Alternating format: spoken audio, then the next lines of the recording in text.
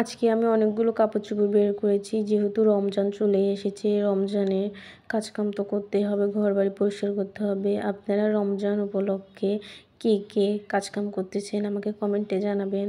আমি অনেকগুলো কাপড়-চোপড় বের করেছি, ওগুলো ধুয়ে দিব। আরও কাজ আছে ঘরবাড়ি পরিষ্কার করার জন্য, রুম-টুম মুছতে হবে।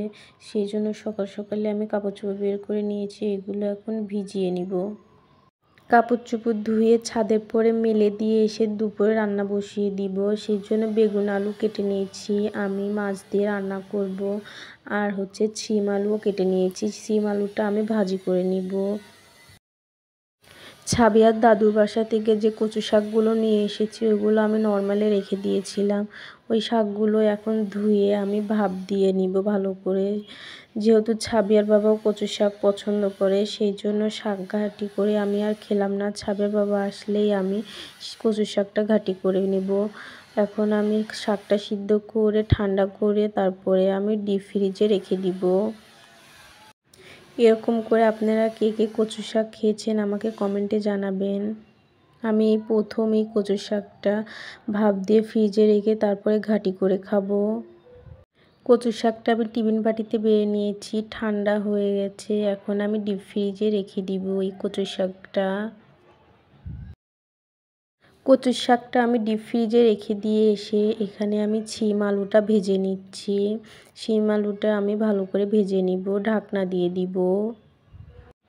শিম আলু ভাজি করাটা আমার হয়ে গেছে, এখন নামিয়ে নিব। মাছটা আমার ভেজে নেওয়া হয়ে গেছে, উঠিয়ে নিব। যেহেতু মাছ দিয়ে আমি বেগুন আলু দিয়ে রান্না করব, সেই জন্য আমি মশলাটা ভালো করে কষিয়ে নিচ্ছিলাম। মশলাটা আমার ভালো করে কষিয়ে নেওয়া হয়ে গেছে, এখন আমি ধুয়ে রাখা বেগুন আর আলুগুলো দিয়ে দিব। বেগুন আর আলুটা আমি ভালো করে কষিয়ে নিব।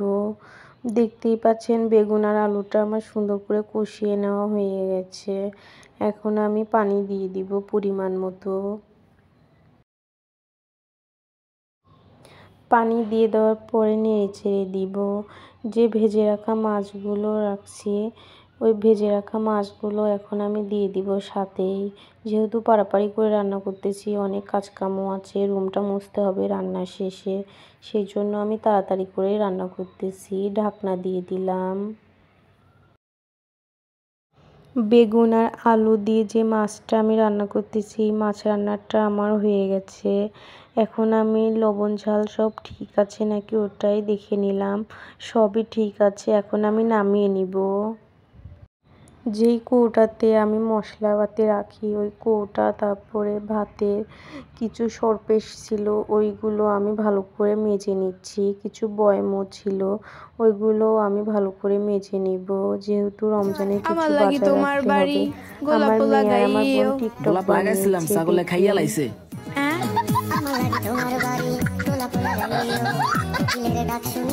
হাসি মুখে চাইও